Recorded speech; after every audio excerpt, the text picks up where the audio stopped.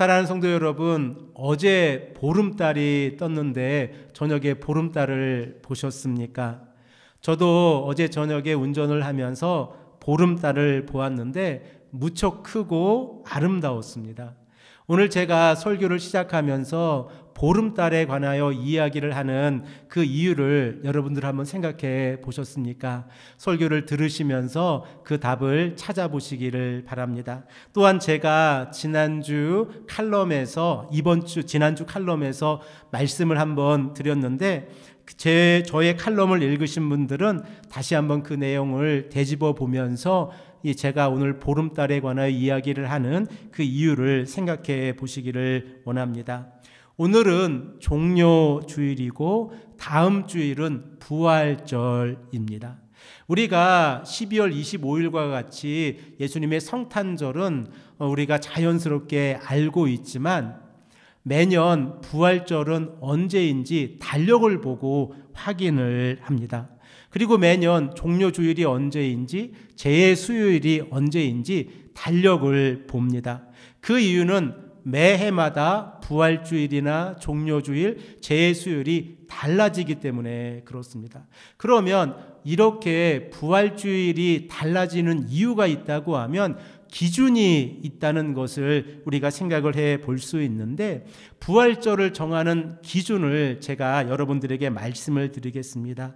부활주일을 정하는 기준은 낮과 밤의 길이가 같은 춘분을 기준으로 해서 다음에 오는 만월 곧 풀문을 기준으로 해서 그 다음 주 주일이 부활주일입니다. 이러한 기준은 AD 325년 니케아 공의회에서 결정이 되어져서 지금까지 진행이 되어지고 있는데 우리 교회의 역사를 보면 동방교회와 서방교회가 나누어져 있는 것을 우리가 알고 있습니다. 그리고 우리 개혁교회는 서방교회에 소속이 되어져 있습니다.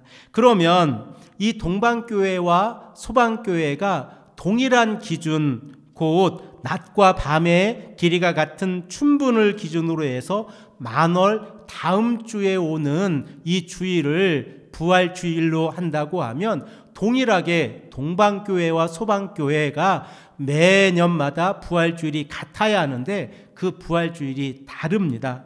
그 이유를 이 시간 제가 설명을 해드리면 동방교회는 우리가 지금 사용하고 있는 그레고리력을 사용하는 것이 아니라 율리우스력을 사용하고 있는데 이 율리우스력은 로마의 달력으로 기원전 46년에 정해진 달력입니다.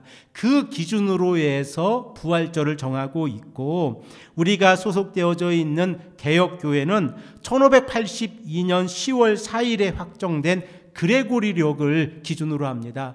그레고리력이라고 하면 조금 어려운 용어처럼 보이는데 태양력입니다. 지금 우리가 사용하고 있는 태양력을 기준으로 해서 부활절을 정합니다. 그러면 태양력을 기준으로 해서 부활절을 정한다고 하면 매년 이 춘분의 날짜는 고정되어져 있다는 사실을 우리가 생각해 볼 수 있습니다.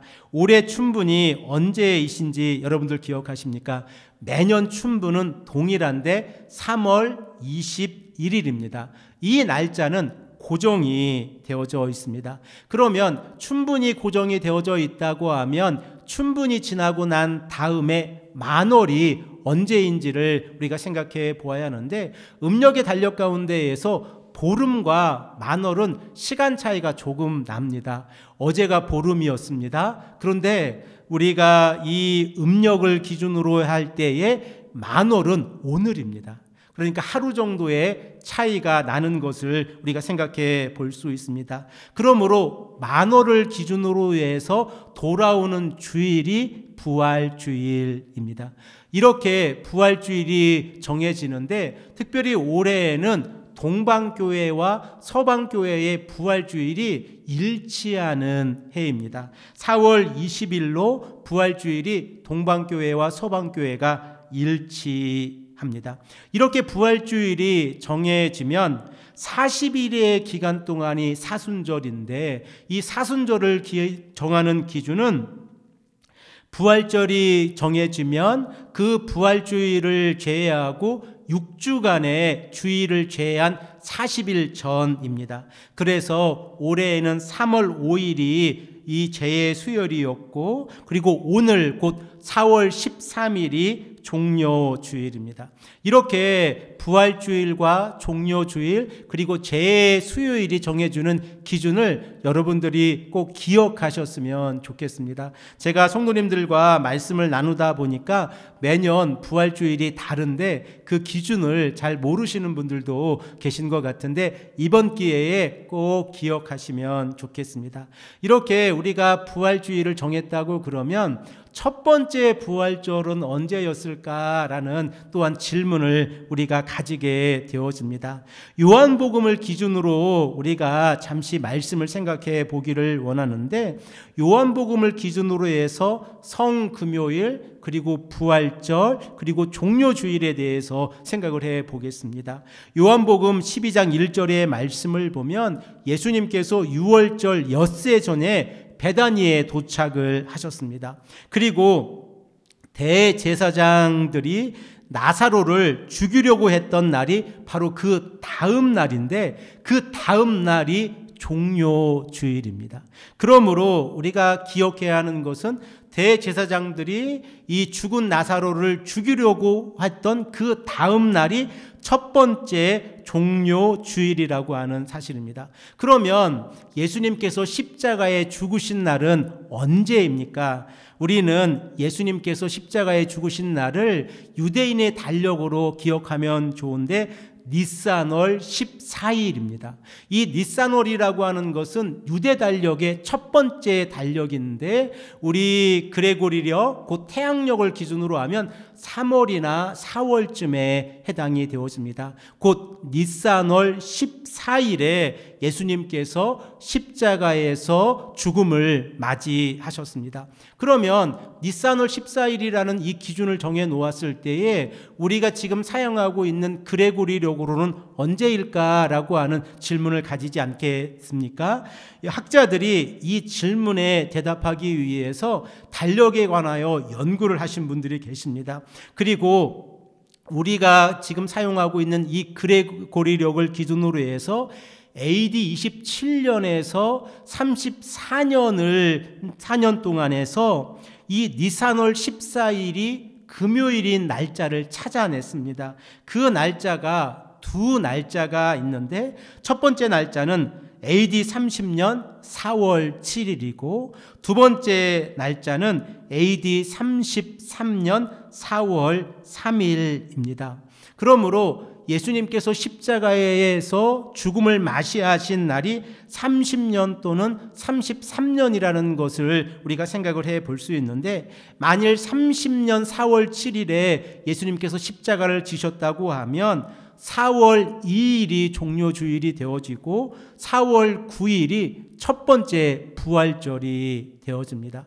그러나 만일 33년 4월 3일에 예수님께서 십자가를 지셨다고 하면 3월 29일이 종료주일이 되어지고 4월 5일이 첫 번째 부활주일이 되어집니다. 저에게 개인적으로 물어보시면 30년이 조금 더 유력하지 않는가라고 생각을 하는데, 이러한 사실은 오직 추측일 뿐입니다. 그러면 언제 알 수 있습니까? 천국에 가서 우리가 예수님께 직접 물어볼 수 있는 기회가 주어진다고 하면 그때 우리가 정확하게 알 수 있을 것입니다. 예수님께서 어린 나귀를 타시고 예루살렘에 입성하시는 모습을 우리가 생각하면서 종료주일을 보냅니다. 요한복음 12장 13절의 말씀을 보면 호산나 찬송하리로다, 주의 이름으로 오시는 이 곧 이스라엘의 왕이시여 라고 기록이 되어져 있습니다. 그러면 호산나라고 하는 이 용어가 어떠한 의미를 가지고 있는지 우리들은 모두 기억하고 있습니다. 시편 118편 25절의 말씀에서 이 호시아나라고 하는 히브리어 음가를 헬라어로 바꾸었을 때에 호산나라고 이 호칭하게 되어지는데, 그 의미는 우리를 구원하소서라고 하는 의미를 가지고 있습니다. 또한 시편 118편 26절의 말씀을 기준으로 해서 여호와의 이름으로 오시는 자, 곧 메시아가 호산나의 호칭을 받는 분으로 우리가 알고 있고, 바로 그분이 예수 그리스도라고 하는 사실을 우리가 깨닫게 되어집니다. 오늘 우리가 생각해 보고 있는 스가랴서 9장 9절의 말씀을 보면 메시아의 사역을 감당하고 계신 이 예수 그리스도의 세 가지 특징이 기록되어져 있는데, 예수님 곧 메시아는 공의로우시고 구원을 베푸시며 겸손하여서 새끼 나귀를 타고 오신다라고 오늘 본문에 기록이 되어져 있습니다. 특별히 예수님께서 새끼 나귀를 타신 모습을 우리가 생각을 해보면 시각적으로 보여주는 나귀, 곧 어린 새끼를 타시는 모습을 통하여 이 예수님 당시에 많은 사람들이 예수님께서 새끼 나귀를 타셨을 때에 그가 바로 메시아라고 하는 사실을 시각적으로 보고 깨닫게 했음을 우리가 알게 되어집니다. 우리 이 시간에 오늘 본문의 말씀을 다시 한번 읽겠습니다. 스가랴서 9장 9절의 말씀입니다. 시온에 따라 크게 기뻐할지어다. 예루살렘에 따라 즐거이 부를지어다. 보라, 내 왕이 내게 임하시나니 그는 공의로우시며 구원을 베푸시며 겸손하여서 나귀를 타시나니 나귀의 작은 것 곧 나귀 새끼니라. 아멘. 우리가 종료주일 그러면 이 시각적으로 보여지는 예수님께서 나귀를 타시는 모습에 대해서 조금 더 치중해서 생각해 보는 경향이 많이 있습니다. 그리고 예수님께서 나귀를 타시는 모습을 통하여 메시아의 사역을 감당하시는 예수 그리스도께서 겸손히 자신의 사역을 감당하시기 위해서 나귀를 타시고 예루살렘에 입성하시는 모습을 많이 생각을 해봅니다. 그러므로 이 시간에는 제가 이 나귀를 타시는 모습보다는 예수님께서 공의로우시고 구원을 베푸시는 모습은 또한 어떠한 모습인가를 우리가 말씀을 통하여 생각을 해보기를 원합니다. 구약 성경에서 공의라고 하는 이 체데크라고 하는 히브리어 명사의 특징은 언약적 하나님의 신실하심을 의미합니다. 하나님께서 하늘과 땅을 창조하시고 난 이후에 우리에게 공의를 베풀어 주시는데, 공의라고 하는 이 의미를 우리가 생각을 해보면 저울의 추를 생각해 볼 수 있습니다. 저울의 추 가운데에서 좌로나 우로나 치우치지 아니하고 공정과 공평의 의미로서 이 저울이 수평을 유지하고 있었을 때에 그 저울은 공의를 가지고 재판을 한다는 것을 우리가 잘 알고 있습니다. 그래서 하나님께서 모세에게, 이스라엘 백성들에게 하나의 기준, 곧 재판의 기준을 말씀하고 계신 내용이 레위기 19장 15절에 기록되어져 있는데, 하나님께서 이스라엘의 공동체에게 재판의 기준을 말씀하실 때 불의를 행하지 말라라고 말씀하고 계신데, 그 불의라고 하는 것이 무엇입니까? 재판장이 재판을 할 때에 가난한 자의 편에 들거나 부자의 편에 들었을 때에 이 재판은 불의한 것입니다. 우리가 생각했을 때에 가난한 자와 부자가 재판이 이루어지면 우리는 가난한 자의 편에 들어줘야 하는 것이 조금 더 공의롭지 않나라고 생각할 수 있는데, 성경은 가난한 자의 편에 들지도 말고 부자의 편에도 들지 말고 오직 공의롭게 재판하라라고 말씀하고 있습니다. 우리 이 시간에 레위기 19장 15절의 말씀을 한 목소리로 읽겠습니다. 너희는 재판할 때에 불의를 행하지 말며 가난한 자의 편에 들지 말며 세력이 있는 자라고 두둔하지 말고 공의로 사람을 재판할지니. 이렇게 하나님께서 이스라엘의 공동체에게 공의를 말씀하셨을 때에 그 공의는 기준입니다. 그 어느 것에서도 치우치지 아니하고 하나님의 기준으로 올바르게 재판하는 것이 하나님의 공의라는 것을 우리가 깨닫게 되어집니다. 그런데 만일 우리가 하나님의 기준으로 하나님 앞에서 재판을 받는다고 하면 우리는 모두 하나님의 심판을 받게 될 것입니다. 그리고 그 심판의 그 결과로서 우리는 죄의 삭시 사망이라는 것을 너무나도 잘 알고 있습니다. 그러므로 우리가 공의라고 하는 단어를 사용했을 때에 공의가 언약적 하나님의 신실하심의 의미와 연결되어진다는 것을 우리가 생각을 해보면, 하나님께서 예수 그리스도 곧 메시아를 통하여 하나님의 공의를 실천하신다고 하면 그 공의 가운데에서 하나님의 언약적 신실하심이 모든 믿는 자들에게 어떻게 정의롭게 공의롭게 공정과 공평의 기준으로 이루어지는지에 관하여 우리가 생각을 해 볼 수 있습니다.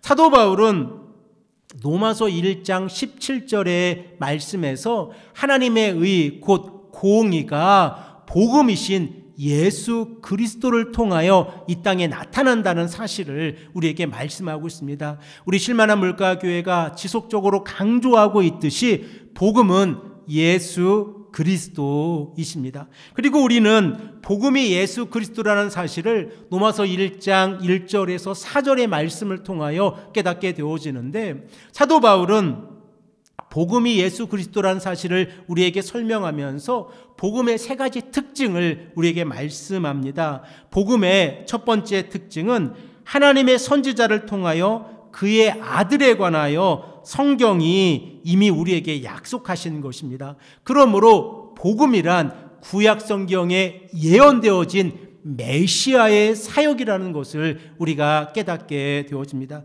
두 번째로 복음은 다윗의 혈통을 통하여 이 땅에 오셨습니다. 그리고 마지막 세 번째로 복음은 성결의 영으로서 죽은 자들 가운데에서 부활하셔서 하나님의 권능으로 하나님의 아들이라는 사실이 선포되어졌다라고 사도 바울은 우리에게 말씀하고 있습니다. 그러므로 사도 바울은 내가 복음을 부끄러워하지 아니한다라고 선포하고 있지 않습니까? 우리가 사도 바울이 선포하고 있는 복음을 부끄러워하지 아니한다고 하면 그 복음은 모든 믿는 자에게 구원을 주시는 하나님의 능력이라는 사실을 우리가 깨닫게 되어집니다. 그리고 모든 믿는 자에게 구원을 주시는 하나님의 능력을 우리가 깨닫게 되어지면 복음에는 하나님의 공의가 나타나서 모든 믿는 자들이 믿음으로 자신의 신앙을 고백할 때에 구원에 참여하게 되어진다는 사실 또한 우리가 깨닫게 되어집니다. 이 시간에 로마서 1장 17절의 말씀을 한 목소리로 읽겠습니다. 복음에는 하나님의 의가 나타나서 믿음으로 믿음에 이르게 하나니 기록된 바 오직 의인은 믿음으로 말미암아 살리라 함과 같으니라. 아멘.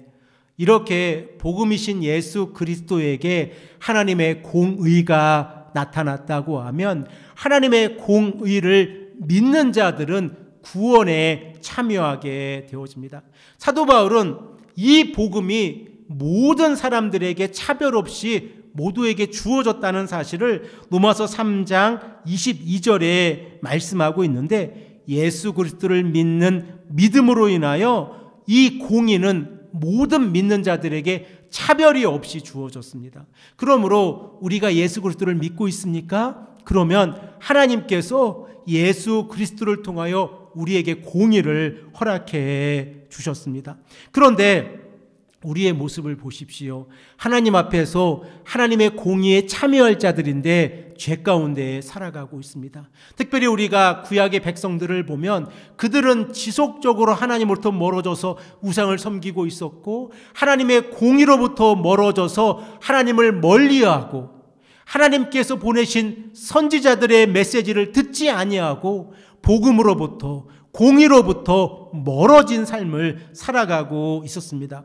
그러므로 하나님께서는 지속적으로 오래 참고 계셨습니다. 우리가 레위기 19장 15절의 말씀을 통하여 생각해 본 바와 같이 공의는 기준입니다. 그리고 그 기준이 되신 예수 그리스도께서 이 땅에 오셔서 우리에게 복음을 제시해 주셨다고 하면 그 기준이 무엇인가를 우리가 깨닫게 되어지는데, 바로 예수 그리스도를 믿는 자들은 그 믿음으로 인하여 우리가 지금까지 지은 죄의 그 삭제 결과와 관계없이 구원을 허락해 주신다고 하는 믿음입니다.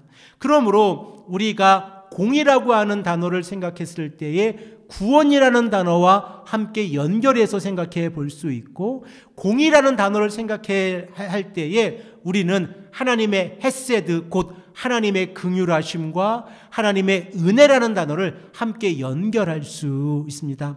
우리가 이 땅을 살아가면서 우리 자신의 의를 가지고 하나님의 의를 만족시킬 수가 있습니까? 없다고 하는 사실을 우리는 날마다 매일 깨닫고 있습니다. 그러므로 우리는 예수 그리스도의 십자가의 보혈을 통해서만 하나님의 공의에 참여할 수 있고, 그리고 하나님께 나아갈 수 있습니다. 이 땅의 삶을 살아가는 자들이 하나님의 말씀에 순종하지 아니하고 죄악 가운데 살아갈 때에 우리는 우리의 연약함과 죄악으로 인하여 하나님의 나라를 상속받을 수가 없습니다. 그러나 하나님께서 우리에게 우리의 죄를 묻지 아니하시고 예수 그리스도를 믿는 자들에게 은혜를 베풀어 주셨다고 하면, 하나님의 공의가 예수 그리스도를 믿는 자들에게 은혜 곧 긍휼하심으로 주어졌다는 사실을 깨닫게 되었습니다. 이 은혜가 우리에게 주어졌으므로 우리는 예수 그리스도의 사역을 통하여 하나님의 나라를 상속받을 수 있습니다. 사랑하는 성도 여러분, 그런데 우리의 모습을 생각해 보십시오. 날마다 죄를 지을 때가 많이 있습니다. 하나님께 간절히 기도하고 있는데 우리의 마음 가운데에서 죄성이 날마다 우리 자신을 자극합니다. 그리고 우리의 입술 가운데서 죄를 짓게 하고, 우리의 생각 가운데서 죄를 짓게 하고, 그리고 우리가 행동으로 죄를 짓게 합니다. 예수님께서 이 땅에 계실 때에 죄에 대해서 어떻게 우리에게 말씀하십니까? 우리 시간에 마가복음 9장 43절의 말씀을 함께 읽겠습니다. 만일 내 손이 너를 범죄하게 하거든 찍어버리라. 장애인으로 영생에 들어가는 것이 두 손을 가지고 지옥 곧 꺼지지 않는 불에 들어가는 것보다 나으니라. 예수님께서 우리에게 말씀하는 기준을 우리가 생각해 보면, 만일 우리의 손이 하나님의 말씀에 순종하지 아니하고 죄를 짓게 하면 이 손을 찍어버리라 라고까지 말씀하고 있습니다. 우리가 이 예수님께서 말씀하시는 메시지의 의미를 생각해 보면, 죄악 가운데 살아가는 자들은 결단코 하나님께서 허락해 주시는 영원한 삶, 곧 하나님의 나라를 상속받을 수 없다는 사실입니다. 그러므로 우리가 하나님의 나라를 상속받기 위해서는 우리의 연약한 죄의 모습 가운데에서도 예수 그리스도의 십자가의 보혈과 부활의 능력을 믿는 것입니다. 예수님께서 십자가를 지심으로 인하여, 그리고 그 십자가가 바로 우리의 죄 때문에 예수님께서 지셨다는 사실을 믿는 그 순간 우리의 죄가 용서함을 받고, 하나님께서 예수 그리스도를 일으키심으로 인하여 우리를 의롭게 하셨다고 하는 이 사실을 믿음으로 인하여 우리가 하나님 앞에서 의롭게 되어졌습니다.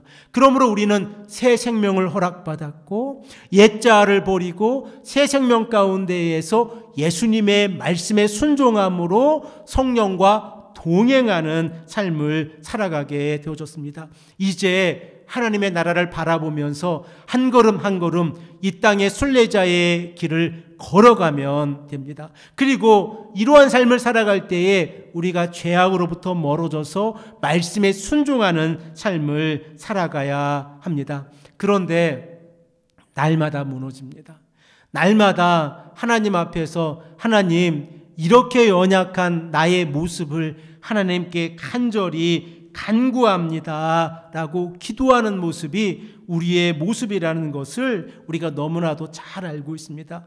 이러한 모습을 너무나도 잘 알고 있기에 사랑의 사도 요한은 요한일서 3장 8절의 말씀에서 죄가 마귀에게 속해 있다는 사실을 우리에게 분명하게 말씀하고 있습니다. 그러나 이 죄의 문제를 해결하시기 위해서 예수님께서 이 땅에 오셨다는 사실 또한 우리에게 말씀하고 있습니다. 사랑하는 성도 여러분, 이 시간에 우리가 요한일서 3장 8절의 말씀도 한 목소리로 읽겠습니다. 죄를 짓는 자는 마귀에게 속하나니 마귀는 처음부터 범죄함이라. 하나님의 아들이 나타나신 것은 마귀의 일을 멸하려 하심이라. 아멘. 이 말씀을 우리가 믿음으로 고백하며 나아가기를 소망합니다. 예수님께서 이 땅에 오셔서 예루살렘에 입성하셔서 십자가의 길, 그 골고다의 길을 걸어가신 목적이 무엇입니까? 사탄 곧 마귀의 일을 멸하시기 위해서 이 땅에 오셨고 우리의 죄를 용서해 주시기 위해서 이 땅에 오셨습니다. 특별히 우리가 오늘 종려주일을 보내면서 예수님께서 그 십자가의 길을 걸어가심으로 인하여 우리가 죄 용서함을 받고 의롭게 되어졌다는 이 믿음의 고백을 로마서 4장 25절의 말씀을 통하여 우리가 고백하며 나아갈 때에 종려주일을 보내면서 고난주간을 맞이하는 우리의 마음을 새롭게 할 수 있습니다. 하나님께서는 자신의 아들 예수 그리스도를 이 땅에 보내주셔서 우리를 구원하셨습니다. 시편 118편 25절에서 말씀하고 있는 것처럼 여호와여 구하옵나니 이제 구원하소서. 여호와여 우리가 구하옵나니 이제 형통케 하소서라고 하는 이 말씀이 예수 그리스도를 통하여 우리에게 이루어졌습니다. 그러므로 우리는 예수님의 십자가의 사랑을 고백하고 하나님께 감사함으로 이 종려주일을 보내기를 소망합니다. 또한 특별히 이번 주간 이 고난주간을 보내면서 하나님께서 예수 그리스도를 이 땅에 보내신 목적이 무엇인가를 다시 한번 고백하면서 하나님 앞에서 거룩하고 하나님 앞에서 은혜로운 이 고난주간을 보내시는 귀하고 복된 성도님들이 되시기를 간절히 축복합니다. 함께 기도드리겠습니다.